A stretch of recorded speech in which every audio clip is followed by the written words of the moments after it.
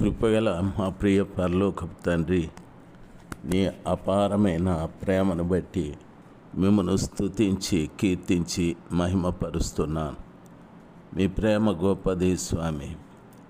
దుర్బలులైన మా విషయంలోనూ, ఎగతాళి చేయబడుతున్న మా విషయంలోనూ, మా మీద కోపగించుకుంటూ రౌద్రము చూపెడుతున్న వారి విషయంలోనూ ఎలాగ మేము ప్రవర్తించాలనో మాకు నేర్పించండి ప్రభా. ఈ నెహెమ్యా గ్రంథాన్ని చదువుతూ ఉన్నప్పుడు అనేక విషయాలు మాకు మీరు బోధించమని ప్రార్థిస్తున్నాను. మా పితరులు యెరూషలేమును కట్టుటకు ఎంతగా శ్రమపడ్డారు ప్రభా, ఎంతగా వారు త్యాగం చేశారు. వారి ఉద్యోగాలు, వారి జీవనం వారు నాయన ప్రాణానికి తెగించి చేశారు. ఆ రీతిగా ప్రభా, నూతన యెరూషలేము పట్టణం మా మధ్యన నిర్మాణం కావటానికి మేము కూడా అటువంటి త్యాగపూరితమైన జీవితాన్ని జీవించుటకు కృప చూపెట్టుమని ప్రార్థిస్తున్నాను తండ్రి. ఈ వాక్యం వింటున్న ప్రతి బిడ్డని కూడా మీరు బలపరిచి స్థిరపరచండి. మీరే కార్యము చేయమని యేసు ప్రభుల వారి ప్రశస్త నామంలో ప్రార్థించి వేడుకుంటున్నాను తండ్రి. ఆమెన్. ఫిబ్రవరి మాసం 25వ తారీఖు 2026 గురువారం. ప్రియులారా, నెహెమ్యా గ్రంథము 4వ అధ్యాయము 2వ వచనములో ఉన్న వాక్యాలు ధ్యానించుటకు పరిశుద్ధాత్మదేవుడు మనకు సహాయము చేయునుగాక. మొదటి వచనములో, మేము గోడ కట్టుచున్న సమాచారము విని సన్బలటు మిగుల కోపగించి రౌద్రుడై యూదులను ఎగతాళి చేసి షోమ్రోను దండువారి ఎదుట తన స్నేహితుల ఎదుటను ఇట్లనేను, దుర్బలులైన ఈ యూదులు ఏమి చేయుదురు? తమంతట తామే ఈ పనిని ముగింతురా? బలులు అర్పించి బలపరుచుకుందురా? ఒక దినమందే ముగింతురా? కాల్చబడిన చెత్తను, కుప్పలుగా పడిన రాళ్లను మరలా బలమైనవిగా చేయుదురా అని చాలా పరిహాసంగా మాట్లాడాడు. సన్బలటు ప్రియులరా, గోడ కట్టుచున్న సమాచారము విని అని చెప్పబడి ఉంది. మనం చేసేటటువంటి పని అనేకులు చూడాలి, అనేకులు వినాలి. మనము ప్రభుల వారి బిడ్డలం, యేసయ్య రక్తంతో కడగబడిన బిడ్డలం. ప్రభు రక్తంతో కడగబడిన ఆయన పిల్లలైనటువంటి మనము జీవించే జీవితాన్ని, మనం చేసే పనిని ఇతరులు చూడాలి. మనము ప్రతి ఒక్కదాన్ని చేసే పని మన ఇతరుల ద్వారా ఇంకొకళ్ళకి తెలియపరచాలి, వినాలి. దేవుని పిల్లలు గమనించాల్సింది, దేవుని వాక్య ప్రకారంగా మనము జీవించేది, దేవుని కొరకు త్యాగపూరితంగా మనము జీవించే జీవితం అనేకులు వినాలి. ప్రియులారా, దయచేసి గమనించాలి.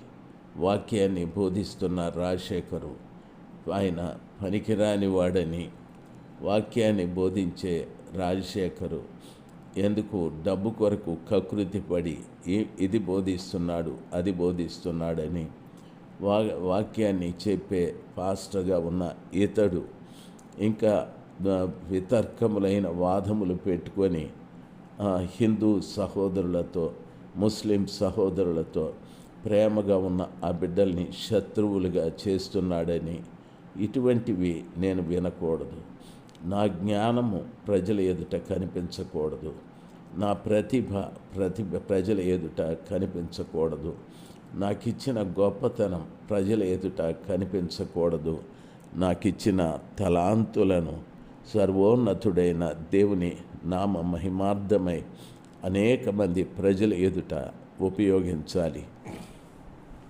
ఆ రీతిగా చేస్తున్న దైవ సేవకులు మన ఆంధ్రాలో బోలెడంత మంది ఉన్నారు. ప్రియులారా, దైవ సేవకులు గమనించాలి. హోసన్నా మినిస్ట్రీస్లో ఉన్న దైవజనులు అబ్రహామయ్య గారు, జాన్ వెస్లీ గారు, రమేష్ గారు, రాజన్న గారు, ప్రదీపాల్ గారు, ఇంకా చాలామంది దైవ సేవకులు మరుగున కనిపించకుండా ఎన్నో గొప్ప కార్యాలు చేస్తూ ఉన్నారు. వారి ద్వారా ఆంధ్ర రాష్ట్రంలో అనేక మంది యేసు ప్రభుల వారిని సొంత రక్షకుడుగా అంగీకరించుటకు ప్రభు వారిని వాడుకుంటూ ఉన్నారు. అంతేకాదు శ్యామ్ కిషోర్ గారు, స్టీఫెన్ పాల్ గారు, ఆ తర్వాత సతీష్ కుమార్ గారు, ఇంకా చాలామంది దైవ సేవకులు గొప్పగా వాడబడుతూ ఉన్నారు. ఎమానియల్ పరిచర్యల్లో ప్రియులర జెర్మియా గారు, ప్రియులర ఇంకా పాల్సన్ రాజు గారు, వరంగల్ ప్రాంతంలో పాల్సన్ రాజు గారు, ప్రియులర వీళ్ళు, తర్వాత ఇంకా బెల్లంపల్లి ప్రవీణ్ గారు, షారోనమ్మ గారు, ఇంకా గొప్పవారు మన ప్రాంతాలలో దైవజనులు వాడబడుతూ ఉన్నారు. వారు ఎప్పుడు కూడా వారి పేరు కనిపించాలని, వారు ప్రజల ఎదుట మేము ఇలాంటి వారం అలాంటి వారమని గొప్పలు చెప్పుకోవటానికి ఎప్పుడూ వారు ఆశించలేదు. వారు ఎప్పుడు కూడా వారి భుజముల మీద సర్వోన్నతుడైన దేవుని మోసుకుంటూ ఆ గ్రామం ఈ గ్రామం తిరుగుతూ మహోన్నతుడైన దేవుని నామాన్ని మహిమపరిచే బిడ్డలుగా ఉన్నారు. ప్రియులారా గమనించాలి, ఆ సర్వశక్తిమంతుడైన దేవుని నామంలో మీ అందరికీ నేను చేస్తున్న మనవి, నాకు తెలియని భక్తులు కూడా చాలామంది ఉన్నారు. అయితే నేను ఎరిగిన ఈ భక్తులు నిస్వార్థంగా దేవుని పరిచర్య చేస్తూ లక్షల మందిని ప్రభు వైపు త్రిప్పుతూ ఉన్నటువంటి దైవ సేవకులు ఉన్నారు. వీరిని గూర్చి అనేక మంది వింటున్నారు. వీరి పరిచర్య అనేక మంది చూస్తూ ఉన్నారు.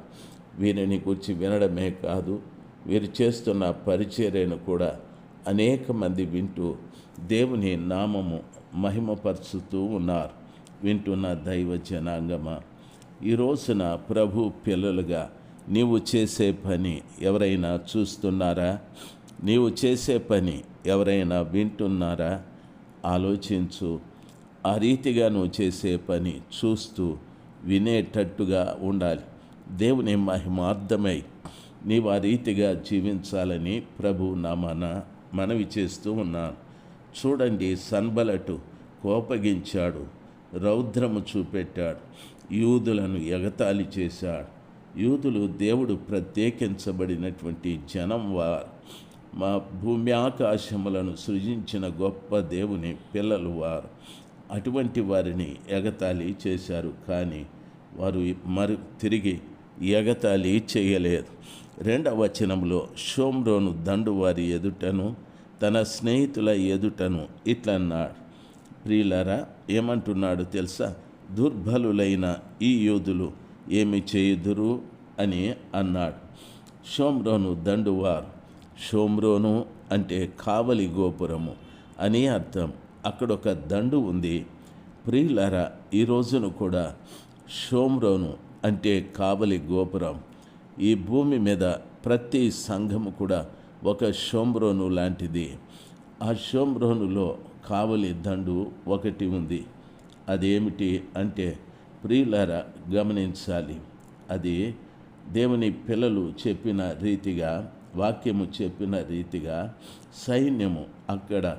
అయితే ఇక్కడ భూమి మీద ఉన్న ఈ షోమ్రోనులో కావలి గోపురములో ఉన్నవారు మనమే. ప్రతి సంఘము షోమ్రోను గోపురం.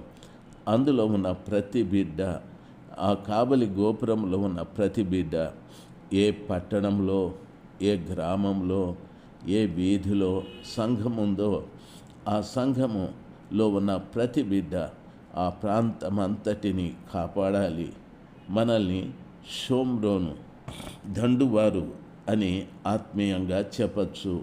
ప్రియులారా, సంఘ కాపరులారా, సువార్తికులారా, ఉపదేశకులారా, బోధకులారా, నేను ఆ దేశం వెళుతున్నాను, ఈ దేశం వెళుతున్నాను, నేను అద్భుతాలు చేస్తున్నాను, మహత్కార్యాలు చేస్తున్నాను అని చెప్పడం మనకు అలవాటు. ఆ రీతిగా మీరు చెప్పుట వలన దేవునికి మహిమే. మీకు ఇచ్చిన కృపను బట్టి ఆ గొప్ప గొప్ప కార్యాలు మీరు చేస్తున్నారు. అయితే నా మనవి ఏమిటంటే, మీరున్న ప్రాంతాన్ని దేవుడు కాపాడటానికి మిమ్మల్ని ఆ షోమ్రోను గోపురంలో పెట్టాడు. సంఘము అనేది షోమ్రోను గోపురం, కావలి గోపురం. నేను మదనపల్లిలో ఉన్నాను. మదనపల్లిలో ఉన్న ప్రజలను కాపాడటానికి ప్రభు నన్ను అక్కడ ఏర్పాటు చేశాడు. ఎవరి ద్వారా ఎందుకని కాపాడాలి? ప్రజలను నాశనము చేసే దురాత్మల సమూహాలు ఉన్నాయి, అంధకార చీకటి శక్తులు ఉన్నాయి, అనేక మంది దయ్యము చేత పీడింపబడుతున్న వారు ఉన్నారు, అనేక మంది సాతానుని యొక్క కుతంత్రాలలో పడి పాడైపోతున్న వారు ఉన్నారు. వారందరినీ తప్పించటానికి, వారి చుట్టూ కంచె వేసి కాపాడటానికి నన్ను ఆ ప్రాంతంలో నిలబెట్టారు. మీరు కూడా సంఘంలో ఉన్నారు, జాగ్రత్త. మీరున్న ప్రాంతాలను కాపాడటానికే దేవుడు మిమ్మల్ని అక్కడ పెట్టాడు. నన్ను కాపాడు, నా కుటుంబాన్ని కాపాడు, నా పిల్లలు కాపాడు కాదు, నీవున్న గ్రామాన్ని కాపాడాలి తల్లి, సహోదరుడా. నీవున్న పట్టణాన్ని కాపాడాలి. ఆ రీతిగా మన భక్తులు ఎంతోమంది ఆ రీతిగా పనిచేస్తూ ఉన్నారు. మనం కూడా లేవాలి, నడుము బిగించి, ప్రభా నేనున్న ప్రాంతాన్ని నేను కాపాడు రీతిగా నన్ను బలపరచండి, షోమ్రోను గోపురంలో ఉంచండి నన్ను అని ప్రభుల వారిని బ్రతిమలాడి ఆ రీతిగా తయారవుదము గాక.